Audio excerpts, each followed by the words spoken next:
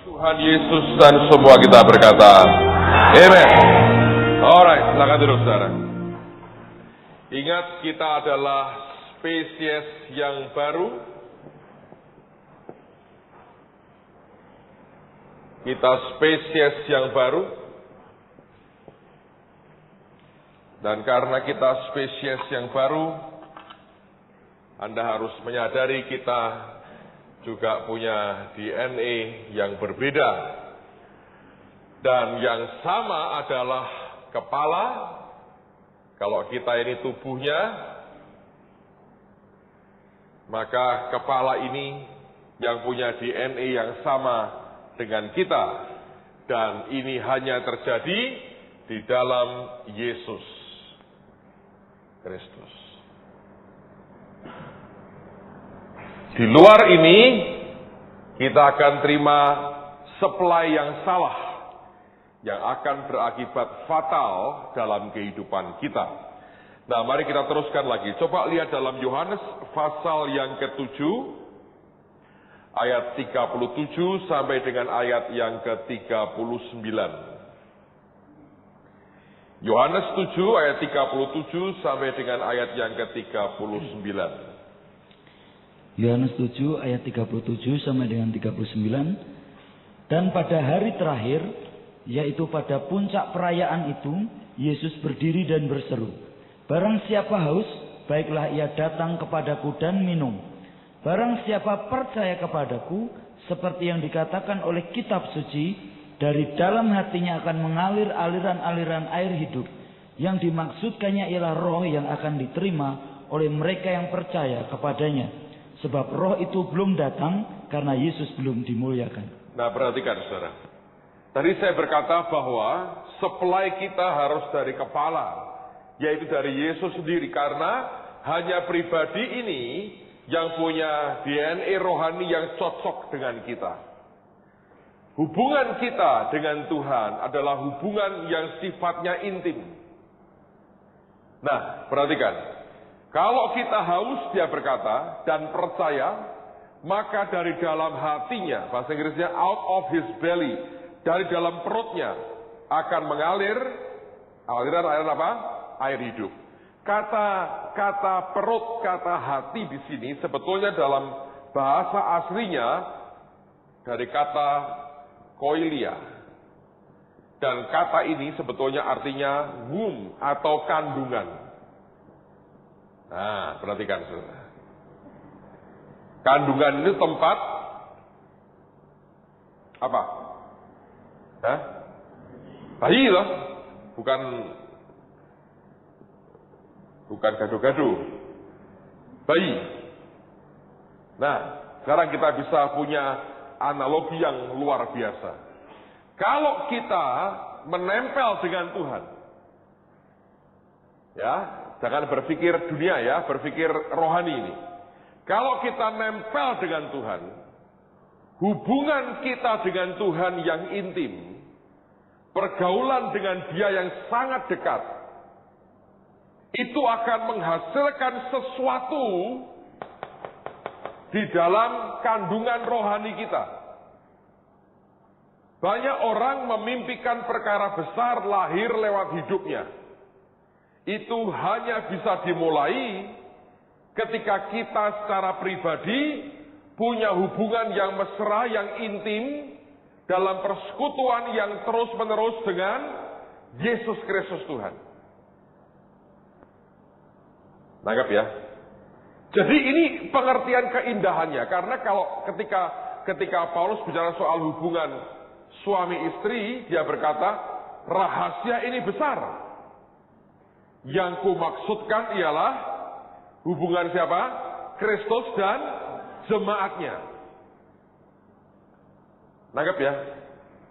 Jadi ini seperti hubungan suami istri dalam pengertian keintimannya. Dan saya tidak berkata bahwa ini terjadi hubungan seksual dengan Tuhan, jangan ngawur begitu saudara ya. Itu hanya gambarannya. Tapi tidak begitu kenyataannya. Tapi hubungan kita dengan Tuhan yang terus-menerus maka di dalam kandungan rohani kita akan lahir banyak bayi rohani yang luar biasa. Ini bisa berupa visi, bisa berupa impian, dan akhirnya wujudnya menjadi kenyataan.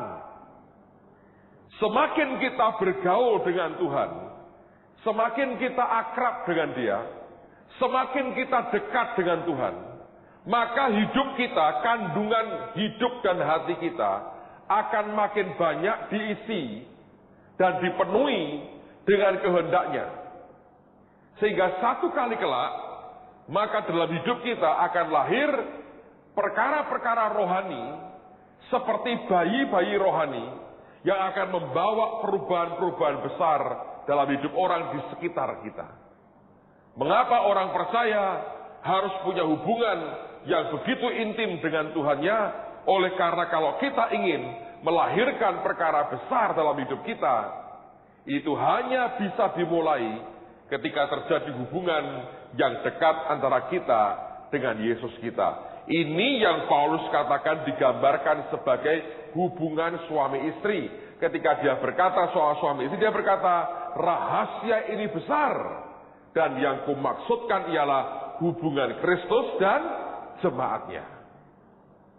Nah, kalau Anda jemaatnya Yesus, semua kita pasti, maka hubungan dengan kepala ini tidak boleh goyah dalam kehidupan kita. Kalau kita membiarkan Roh Tuhan memimpin kita dalam keintiman dengan Dia, nanti akan muncul banyak perkara yang luar biasa.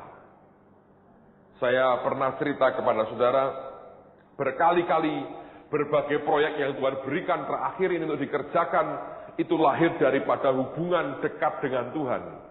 Kalau saya tidak mendengar Tuhan bicara, saudara, tidak akan terjadi apa-apa ini.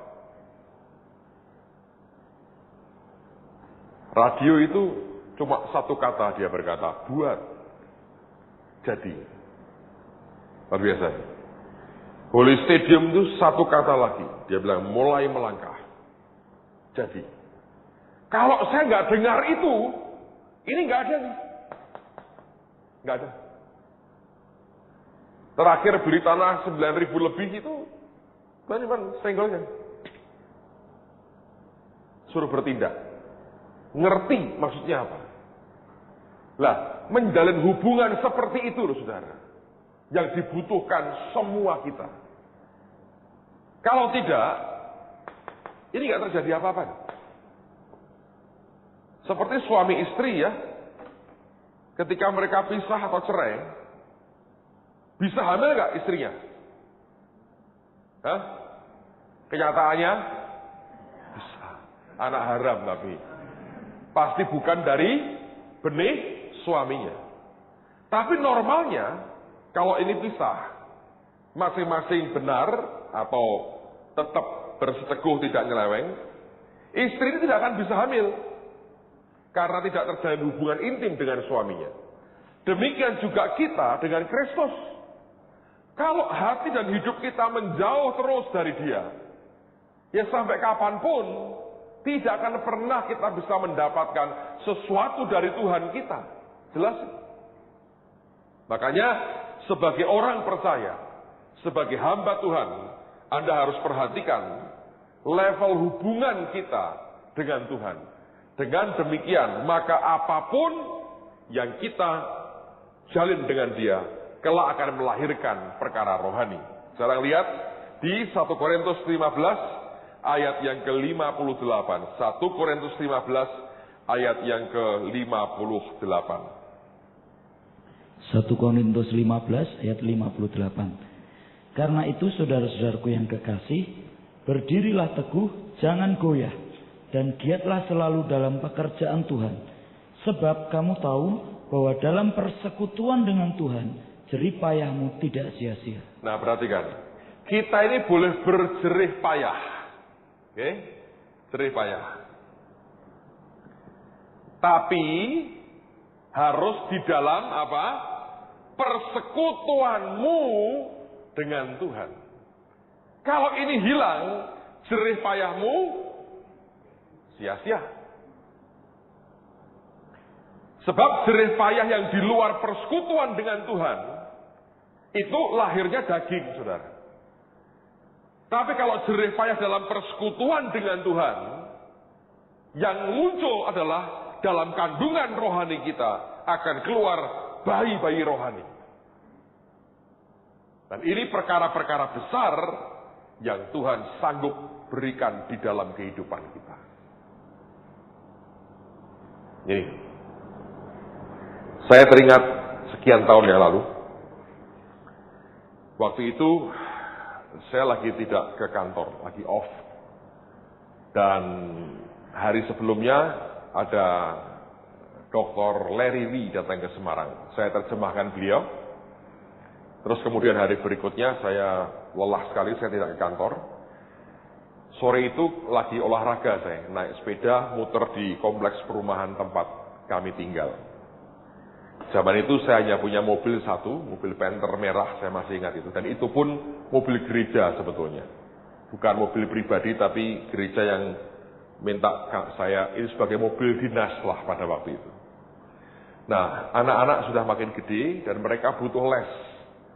Dan rumah dengan kota agak ada jarak sehingga bolak-baliknya itu berat sekali. Dan kemudian saya juga punya kegiatan sehingga sukar sekali pada waktu itu untuk bisa tercover dengan kegiatan kami. Saya naik sepeda, saya tiba-tiba ngomong dengan Tuhan. Saya tidak minta. Waktu itu saya mulai belajar yang namanya istilahnya Pak Yusak itu menghimbau. Ngerti saudara? Tahu bedanya. Kalau minta kan Anda minta, menghimbau itu kalau boleh. Sekarang saya tidak menghimbauan lagi. Saudara. Saya hadapkan ke Tuhan aja gitu, langsung dia ngerti semua itu. Nanti ada prosesnya ya. Tapi waktu itu saya lagi belajar menghimbau. Lagi naik sepeda begitu ya, saya ngomong begini, Tuhan, kalau boleh, saya bilang, kau kan mengerti kebutuhanku. Tambahin dong Tuhan, mobil satu lagi. Ya. Aku nggak minta yang baru lah Tuhan, tapi kalau boleh, tambahin satu lagi. Kalau boleh, sedan dong Tuhan. Dan kalau boleh, yang masih bagus, jangan mogokan. Saya ngomong gitu. Naik sepeda nih. Tidak sedang berdoa di kamar, mengangkat tangan, bahasa roh enggak. Anda bisa bersekutu dengan Tuhan itu anytime. Ya, lagi duduk juga ngobrol sama Tuhan sendiri, boleh saya nggak keberatan. Tapi kalau ngobrol sama temanmu, kena kartu merah, saudara. Ngobrol dengan Tuhan itu nggak apa-apa. Lalu kemudian Tuhan ngomong gini, baik, aku beri. Wah, saya senang sekali. Nah, persis waktu itu saya ngelewatin depan rumah jemaat. Namanya Pak Yosua ini lagi gendong anaknya. Dia TSO angkatan pertama. Dia gendong anaknya di luar, saya persis depan dia, saya berhenti. Saya bilang, Pak Yosua, aku mau beli mobil satu lagi. Apa Pak? Sedan. Mereknya Pak? Belum tahu. Harga berapa Pak? Belum tahu. Bapak punya uang berapa? Belum punya. Bingung dia. Loh kok bisa? Belum punya uang, belum tahu kok mau beli mobil. Tadi aku menghimbau Tuhan. Aku ngomong gini. Dia ngomong apa Pak? Diberi. Ini orang antara percaya dan tidak percaya. Karena ini penderitanya dia pikir ini gila, ini pendeta saya ini. Naik sepeda, celana pendek begitu, tahu-tahu ngomong beli mobil. Tidak punya duit mau beli mobil. Dasarnya cuma menghimbau Tuhan. Terus dia bilang, ya Pak, nanti kalau dapat mobilnya, saya pinjam Pak, saya coba. Tidak boleh. Saya bilang, loh, kok nggak boleh kenapa? Kamu ini, gini, orang setir mobil itu ada dua tipe. Satu, itu levelnya pengangkatan.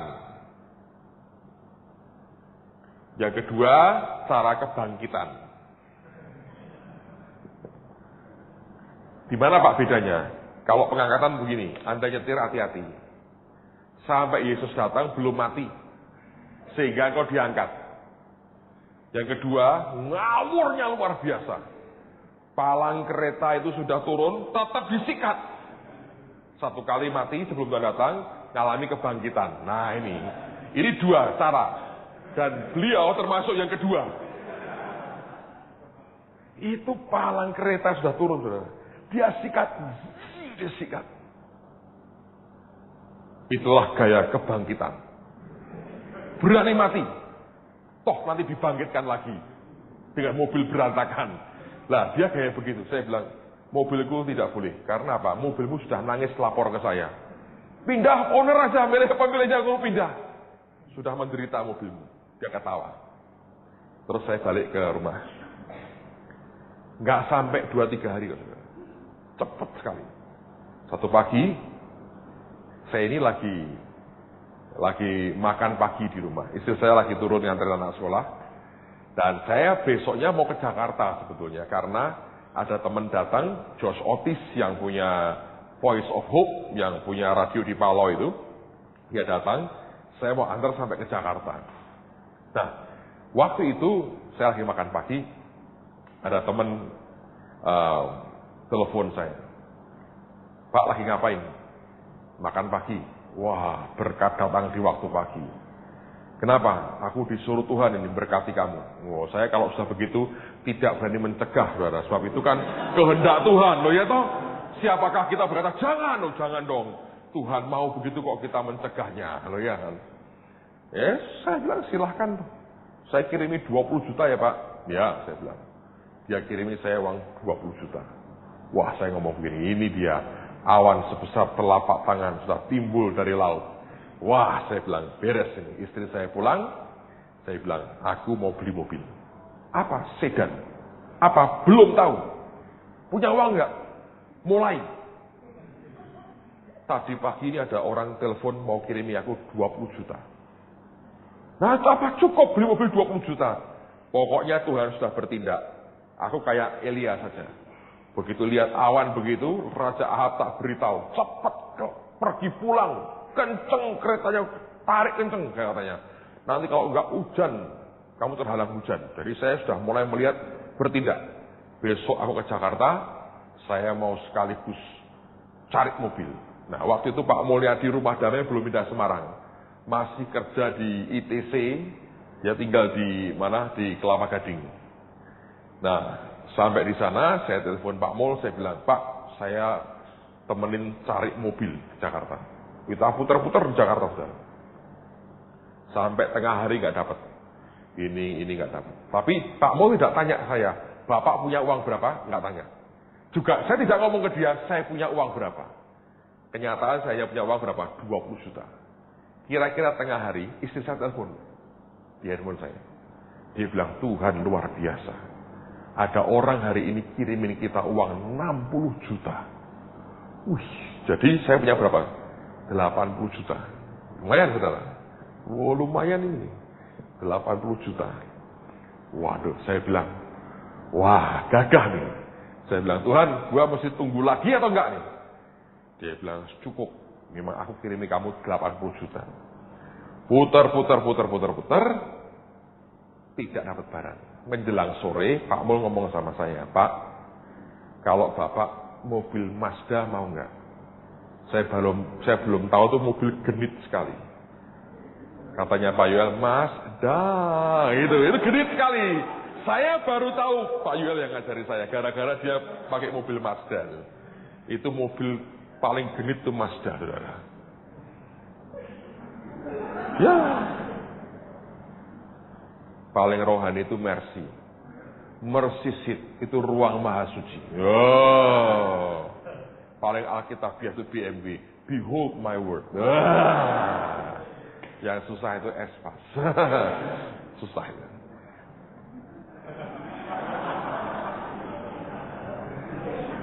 $10 juta. Saya bilang, coba saya lihat karat dulu, saya pernah pakai Mazda. Saya ke rumah dia di Kelapa Gading, masih bagus. Mazda Familia. Saya bilang, wah ini cocok nih, saya bilang. Bapak mau jual berapa? Dia bilang, ya saya tak rundingan dulu sama istri saya. Oh ya, silakan. Sebab bagaimanapun istri harus diajak bicara. Walaupun suami kepala rumah tangga, istri itu lehernya rumah tangga. Iya atau tidak tergantung leher, saudara. Ngerti. Kalau ini kram, kaku, dia bilang iya dan begini terus. Iya, nggak jadi saudara. Terjadi permasalahan besar di sini. Jadi istri harus diajak bicara. Malam ketemu lagi, kami mau makan, dia bilang begini. Pak, saya kasih tip, ini sudah saya pasangin begini-begini. Saya pokoknya antar sampai ke Semarang tahu beres. Nah waktu itu dia bersihkan itu mobil. Pak Mul yang bersihkan, dibantu Pak Sugiarto. Rema itu yang sekarang pegang Oli Stadium itu di Kading juga kerjanya. Jadi mereka berdua bersihin mobil itu, dibersihin sampai rapi. Saudara ngerti? Pak Mul ngomong sama saya gini, pokoknya saya kirim sampai Semarang Pak. Bapak kalau tidak keberatan bayar saya 72 saja. Ditawar boleh, tapi kalau mau 72. Saya bilang jadilah, saya bilang. Bapak nggak nawar? Tidak. Kenapa Pak? Saya bilang, satu, saya percaya dengan Bapak. Tidak akan gorok leher saya. Iya Pak, saya belinya 72,5. Tapi setelah saya tambah ini tak turun dah 72. Jadi saya, kalau saya nawar lagi, tidak sepantasnya. Yang kedua, 80 ini perpuluhannya berapa? Perpuluhan boleh kita makan sendiri tidak saudara-saudara sekalian? Tidak toh? Boleh Pak, kualat saudara, berat. Kalau ini saya kurangi perpuluhan, saya punya uang berapa? 72. Persis. Dan kirim Semarang. Begitu sampai Semarang saya telepon itu. Joshua Kebangkitan, saya berkata, kamu tahu mobil sudah nyampe. Cepat sekali Pak, katanya. Dia lari ke rumah saya. Saya masih ingat pakai kaos singlet oblong begitu sampai celana pendek, lari ke rumah saya lihat. Wah, ini mobil menghimbau ya. Iya, loh saya menghimbau juga Pak, tapi kok nggak dapat katanya. Oh, lain. Ini menghimbau, saya berkata. Udah, saudara. Ini yang luar biasa ya. Jadi akhirnya Pak Mul pindah ke Semarang toh. Terus mobil kan saya pegang. Itu mobil luar biasa. Makanya saya beritahu ya. Engkau harus belajar setia dengan harta orang lain. Kalau engkau dagang, jangan terkenal kalau ditagih susah. Itu engkau tidak setia dengan harta orang lain. Segala yang engkau kerjakan harus dalam kejujuran. Itu harta orang lain, Anda rawat seperti milikmu sendiri. Jangan pernah memperlakukan itu bukan harta saya, ngapain saya rawat dia? Salah. Ini kebenarannya saudara. Apa yang terjadi? Mobil kan di tangan saya pakai kan. Terus saya pernah cerita dengan saudara. Tuhan itu luar biasa. Makanya bergaul dengan Tuhan itu nikmatnya luar biasa. Setelah saya pakai, satu hari istri saya ngomong ke saya. Kami baru pulang dari Amerika. Dia berkata gini, tadi malam aku mimpi. Ada sepasang suami istri datang dan memberi kita mobil baru. Mobil apa saya bilang? BMW. Warnanya apa? Ini warnanya. Saya ngomong terus terang, apa dia kuat? Belikan kita mobil baru. Ya nggak tahu, apanya mimpi begitu. Dan istri saya itu jarang mimpi, saudara. Lalu kemudian saya bilang, ya tunggu aja. Nggak lama, malam-malam saya ditelepon. Orang yang dilihat istri saya dalam mimpi. Dia bilang begini, Pak, saya mau ngomong sebentar. Dia bilang, selama ini ministrimu, firman yang kau sampaikan memberkati kami sekeluarga. Dan kami diberkati Tuhan. Kami ingin berbagi berkat dengan Anda. Kami berdua sepakat membelikan Bapak mobil baru. Saya bilang, kamu mau belikan aku mobil apa? Kalau kecil kayak Mr. Bean punya kan repot, saudara. Saya nggak bisa. Badannya gede begini. Dia bilang, kami sepakat belikan Bapak BMW.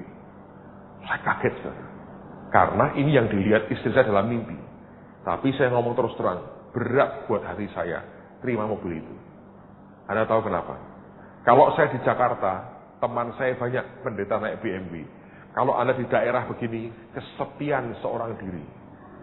Di mana-mana kan Panther, Kijang, Kancil, gitu banyak sekali.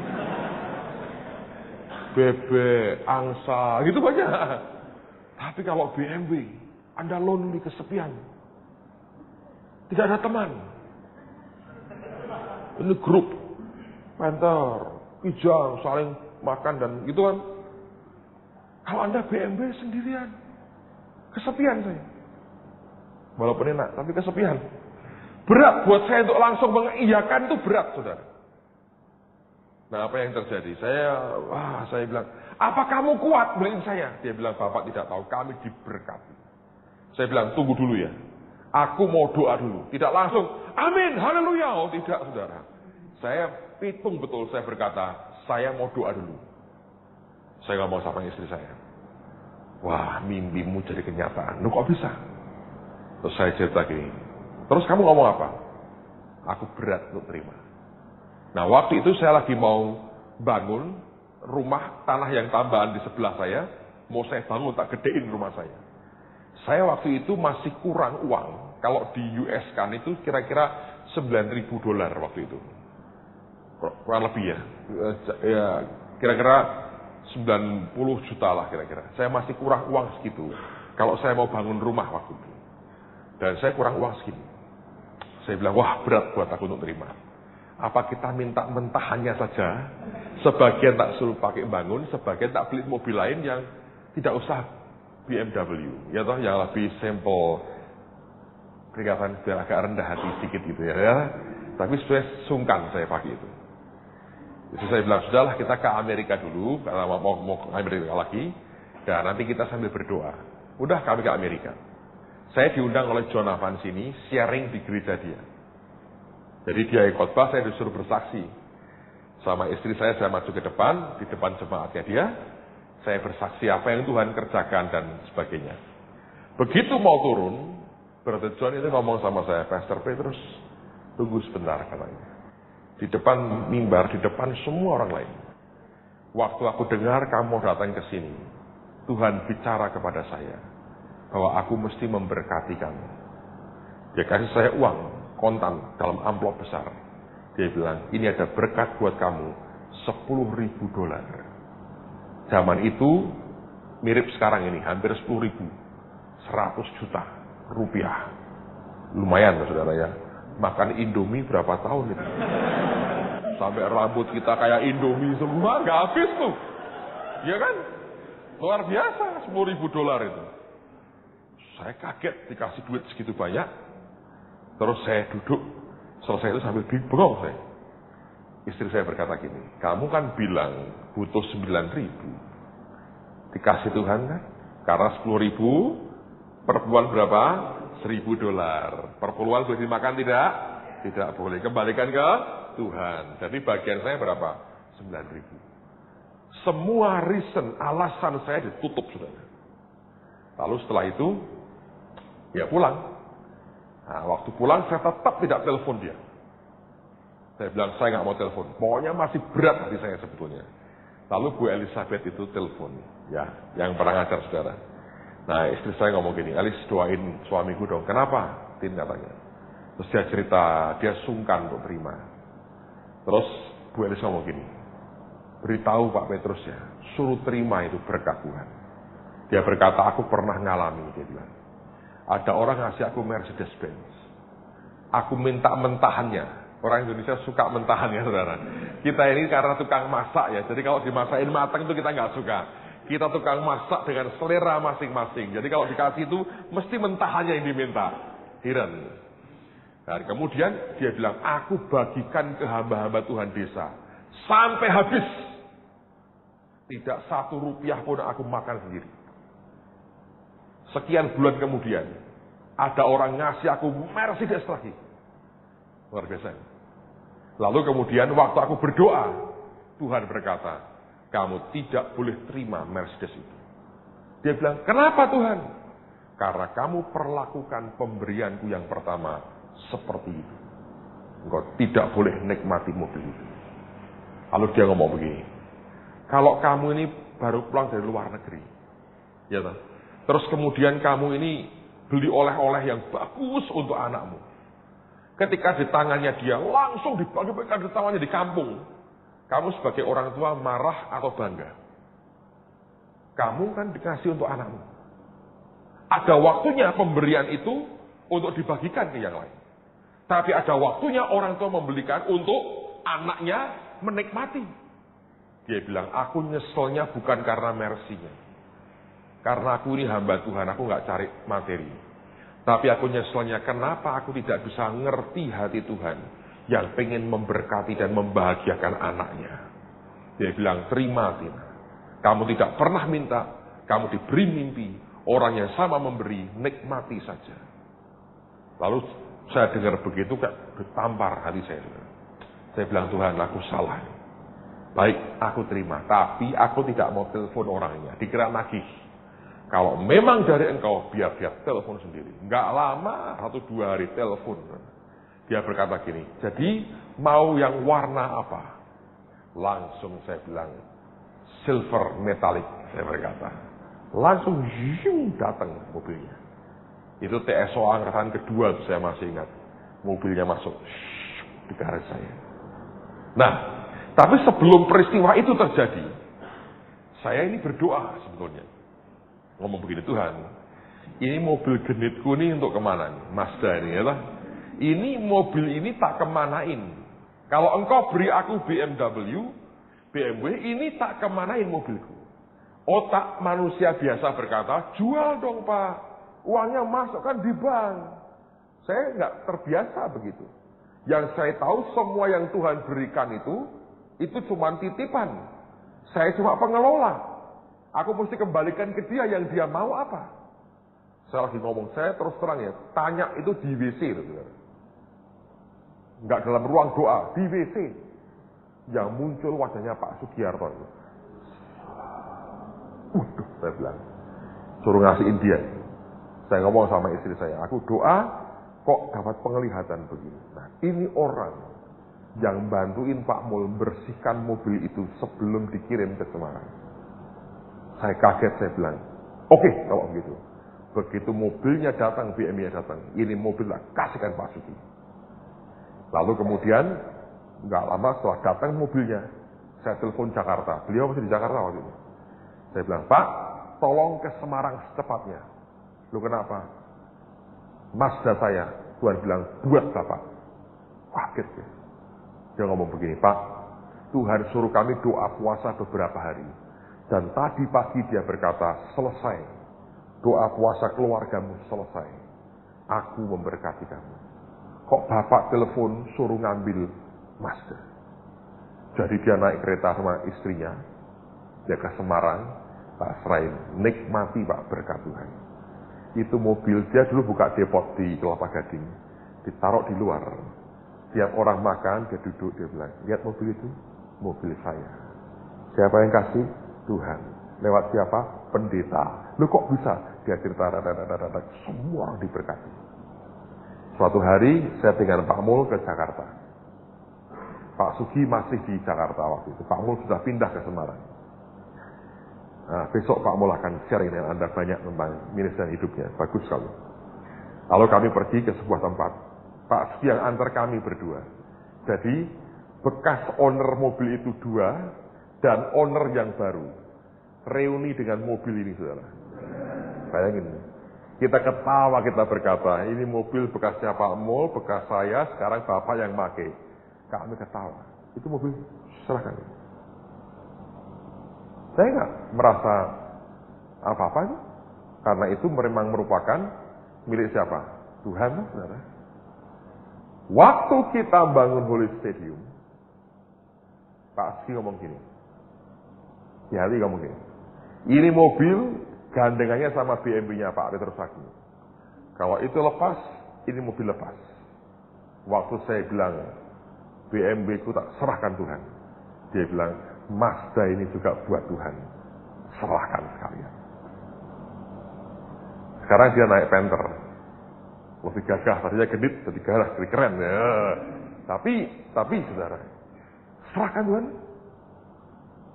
Jadi modelnya kalau Anda tahu yang Tuhan bawa sebetulnya begitu. Tapi itu hanya lagi-lagi saya berkata terbina oleh karena hubungan intim dengan Tuhan. Kalau tidak, ya nggak ada gunanya. Ya.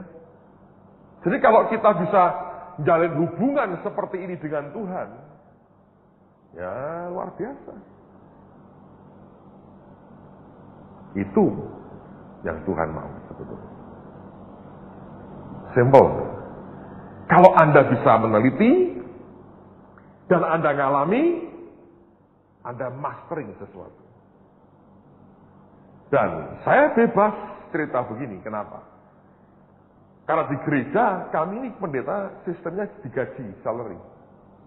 Jadi tidak per puluhan masuk ke kantong saya, tidak. Semua masuk ke bendahara.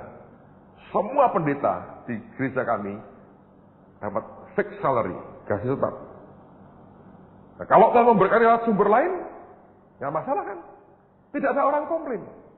Kenapa? Saya tidak ambil uang gereja. Sama sekali tidak. Kas gereja tetap utuh. Tidak saya ambil untuk kepentingan pribadi. Apapun yang lebih yang saya dapatkan, karena anugerah Tuhan. Fair kan, saudara? Itu yang luar biasa. Nah, sekali lagi saya berkata, ini lebih penting. Nah, dengan demikian, Anda harus perhatikan begini. Hati-hati dengan semua yang engkau lihat di sekitarmu.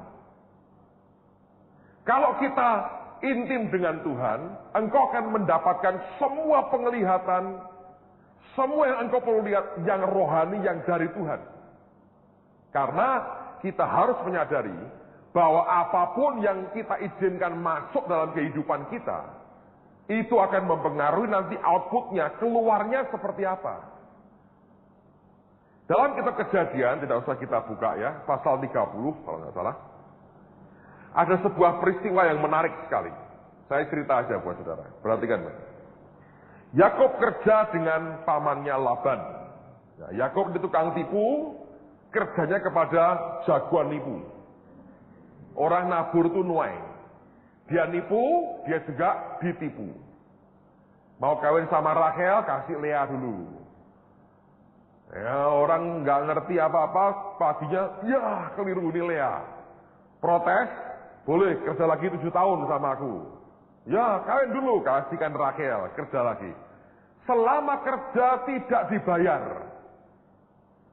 dikasih istri aja. Satu hari dia protes. Dia berkata, boleh nggak aku minta bayaran? Tapi caranya begini, dia bilang. Domba kita pisahkan 2 macam. Yang putih mulus sendiri, yang bulunya putih, dengan yang bintik-bintik atau hitam sendiri. Yang putih ini aku akan gembalakan sekian hari jaraknya dari yang kamu punya. Kalau sampai dari yang putih ini bisa lahir bintik-bintik yang tidak mungkin sebetulnya, maka yang bintik-bintik itu milik saya. Kalau putih kawin sama putih, lahirnya putih, tetap milikmu. Kalau putih kawin sama putih, lahirnya bintik-bintik, bintik-bintiknya milik saya. Laban ngomong gini, goblok ini anak ini. Keponakan goblok, mana bisa? Terus dia mikir, pasti dia mau curang. Pasti diam-diam dia mau curi benih yang bintik-bintik. Sehingga bisa lahir yang bintik-bintik. Dia ngomong sama anak-anak yang lain, yang laki-laki, jagai dombamu. Jangan sampai satu pun tercuri oleh Yakub. Tapi rupanya Laban tidak mengerti. Yakub itu ilmunya lebih tinggi, saudara. Sebab gini ya, dia menguasai betul soal jaga ternak. Dia kerja bertahun-tahun, dia kerja serius. Dan ketika dia kerja, dia mengamati, dia meneliti. Lah ini loh saudara. Banyak orang Kristen kerja tidak mengamati, tidak meneliti. Pak Yusak cerita kan, direktur pabrik roti itu, ingat. Disuruh Tuhan kerja nggak apa-apa, tapi teliti apa prosesnya bagaimana. Begitu keluar, jadi dia. Dia keluar dengan pengetahuan. Yakub tidak orang asal kerja. Ya, suruh apa begini. Itu kayak gembala upahan. Dia rupanya meneliti, dia care betul dengan domba-dombanya. Dia tahu yang terjadi apa. Dan sekian tahun cukup memberikan dia keterampilan yang luar biasa. Dia pergi sekian hari, terus dia perhatikan, dia ngerti begini. Domba itu kalau berkelamin, itu dekat dengan tempat minum. Nah, dia ternyata sudah buat survei lama, walaupun Alkitab tidak cerita. Tapi saya tahu ini Tuhan yang ngomong ke dia, diajari sama Tuhan. Dia ambil pohon yang tertentu, hawar kalau nggak salah, terus dia buat dikerat. Sehingga pohon itu bentuknya bintik-bintik. Terus dia perhatikan, kalau pejantannya bagus, betinanya bagus, lagi berkelamin, dekat tempat minuman itu, di depan mata mereka dikasih daun yang bintik-bintik. Nah, ngerti? Sambil berkelamin, ini bintik-bintik. Alkitab dia bilang, lahirnya apa, saudara? Bintik-bintik. Kalau yang pejantannya itu jelek, penyakitan, betinanya sama, berkelamin, dibiarin. Lahirnya domba putih yang tidak sehat. Tapi kalau yang benih unggul berkelamin, taruh depannya bintik. Lahirnya apa? Bintik. Kenapa Alkitab nulis itu? Bukan sekedar menunjukkan bahwa Yakub orang pintar. Tapi apa yang dilihat, yang masuk ke hidup kita, itu akan menjadi hasilnya seperti itu. Kalau kita bergaulnya dengan Tuhan, maka perkara-perkara ilahi akan Dia berikan di dalam kehidupan kita. Yang masuk ke hidup kita adalah yang dari Tuhan. Ya kan? Lalu kemudian bayi rohaninya adalah juga yang dari Tuhan. Tapi kalau yang masuk kita ini yang kacau balau, semua yang bintik-bintik yang kacau di dunia ini, ya kacau. Anda berhubungan dengan siapa, itulah yang akan terjadi dalam kehidupanmu. Dari sini orang percaya harus mengerti. Anda harus memperhatikan bagaimana sebetulnya engkau ini bergaul dengan dunia ini. Apapun yang dipandang oleh mata rohani kita yang tidak baik, hasilnya kelak juga tidak baik. Sekarang bandingkan dengan orang yang bernama Lot. Coba buka 2 Petrus pasal yang kedua, ayat yang ke-7 dan ayat yang ke-8. 2 Petrus 2 ayat 7-8. Tetapi ia menyelamatkan Lot, orang yang benar, yang terus-menerus menderita oleh cara hidup orang-orang yang tak mengenal hukum dan yang hanya mengikuti hawa nafsu mereka saja. Sebab orang benar ini tinggal di tengah-tengah mereka dan setiap hari melihat dan mendengar perbuatan-perbuatan mereka yang jahat itu, sehingga jiwanya yang benar itu tersiksa. Lihat, Lot ini memang kacau. Alkitab berkata setiap hari dia melihat dan mendengar perbuatan orang-orang di Sodom. Akibatnya apa? Jiwanya orang benar itu apa? Tersiksa. Kalau kita ini orang Kristen, kita ini spesies baru dengan DNA khusus. Tapi yang kita lihat setiap hari yang bukan dari Tuhan, itu menyiksa jiwa kita sendiri. Jadi saudara ini kelak akan melahirkan seperti apa? Tergantung dari hubunganmu secara pribadi dengan Tuhan Yesus. Makanya kalau kita tidak punya hubungan yang dekat dengan Tuhan, ya repot. Saudara akan mengalami kerugian-kerugian yang besar, yang akhirnya tidak akan pernah bisa memberkati kehidupan kita. Nah, kita gerak lebih jauh ya. Jadi, apa yang harus dipelihara, dijaga? Pergaulan. Atau persekutuanmu dengan siapapun. Anda harus jaga dengan baik. Karena, ingat, semakin Anda bergaul dekat dengan Tuhan, maka bayi rohani yang sehat akan lahir lewat hidup kita. Lihat dulu sekarang ya, Lukas pasal 5, ayat yang ke-17 sampai dengan ayat yang ke-22. Lukas 5, 17 sampai 22. Lukas 5 ayat 17 sampai dengan 22. Pada suatu hari ketika Yesus mengajar, ada beberapa orang Farisi dan ahli Taurat duduk mendengarkannya. Mereka datang dari semua desa di Galilea dan Yudea dan dari Yerusalem. Kuasa Tuhan menyertai dia sehingga ia dapat menyembuhkan orang sakit. Lalu datanglah beberapa orang mengusung seorang lumpuh di atas tempat tidur. Mereka berusaha membawa dia masuk dan meletakkannya di hadapan Yesus. Karena mereka tidak dapat membawanya masuk berhubung dengan banyaknya orang di situ, naiklah mereka ke atap rumah, lalu membongkar atap itu dan menurunkan orang itu dengan tempat tidurnya ke tengah-tengah orang banyak tepat di depan Yesus. Ketika Yesus melihat iman mereka, berkatalah ia, "Hai saudara, dosamu sudah diampuni." Tetapi ahli-ahli Taurat dan orang-orang Farisi berpikir dalam hatinya, "Siapakah orang yang menghujat Allah ini? Siapa yang dapat mengampuni dosa selain daripada Allah sendiri?" Akan tetapi Yesus mengetahui pikiran mereka, lalu berkata kepada mereka, "Apakah yang kamu pikirkan dalam hatimu?" Ada istilah berpikir dalam hati. Sesuatu yang tidak diungkapkan, tapi itu ada di hati orang.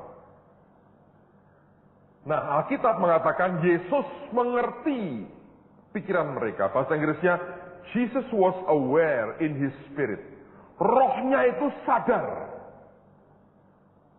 Makanya kalau rohmu tidak bergaul dengan Tuhan, kepekaan terhadap yang Tuhan tidak suka akan tumpul. Tapi kalau kita bergaul dengan Tuhan, yang engkau tahu Tuhan tidak suka, engkau akan langsung peka sekali. Saya bahkan berani begini, ngomong gini. Kalau engkau peka dengan apa yang dia tidak suka, engkau akan peka dengan apa yang dia suka. Saya ulang.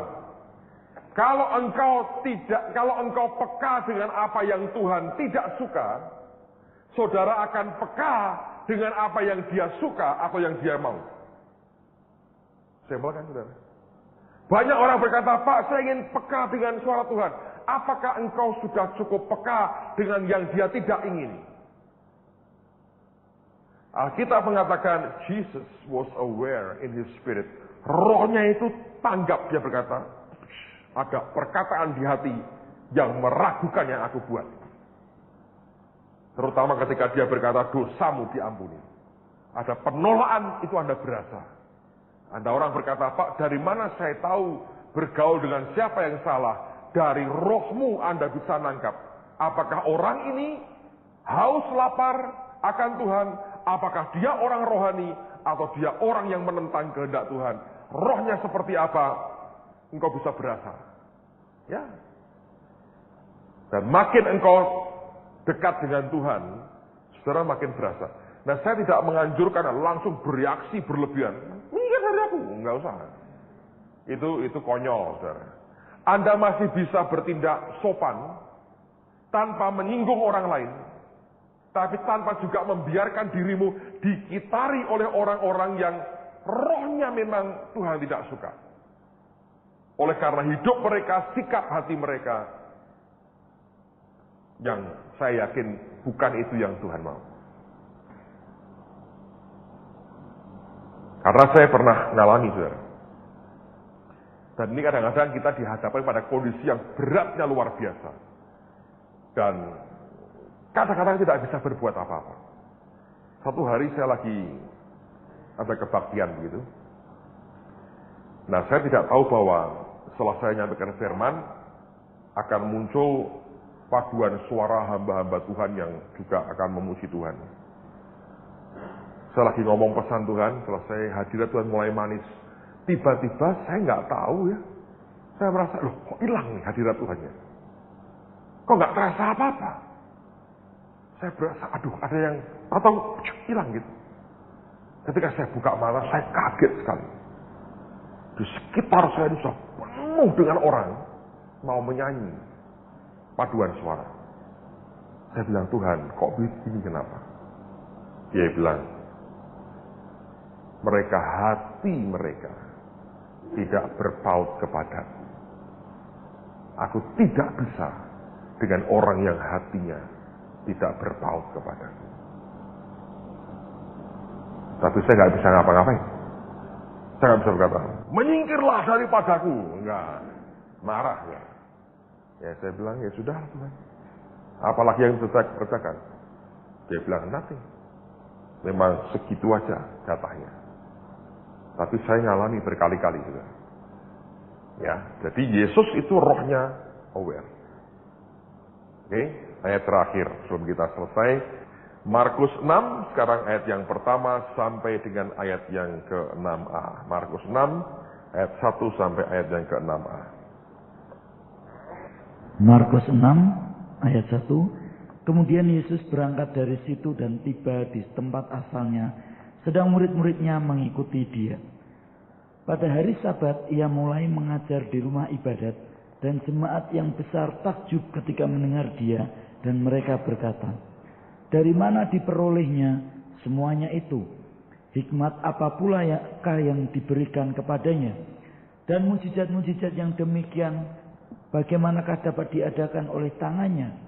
Bukankah ia ini tukang kayu anak Maria, saudara Yakobus, Yoses, Yudas, dan Simon?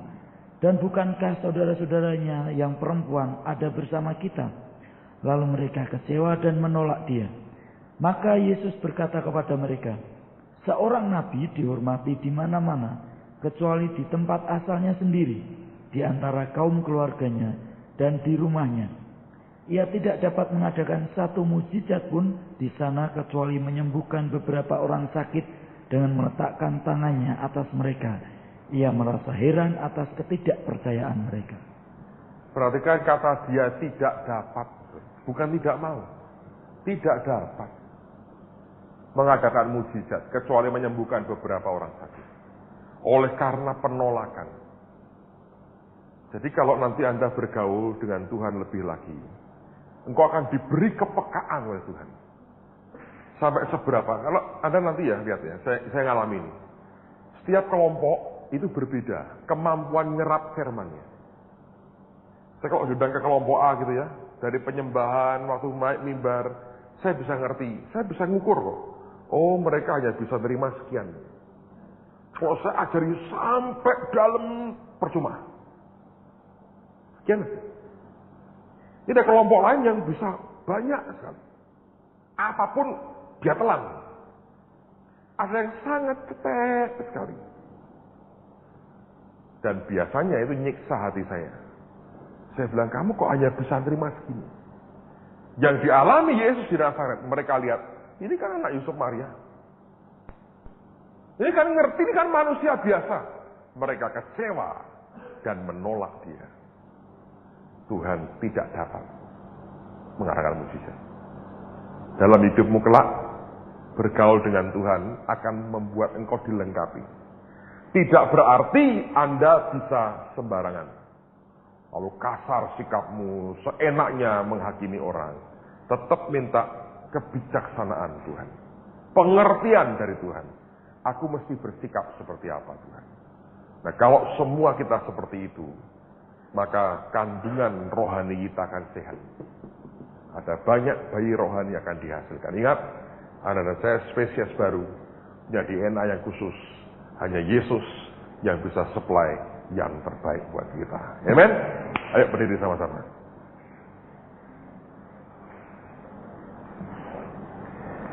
Kau Allah yang besar, ajaib dan mulia.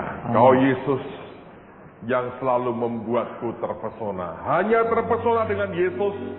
Tidak usah terpesona dengan manusia. Manusia biasa-biasa. Yesus yang paling luar biasa. Amen. Mari berdiri sama-sama.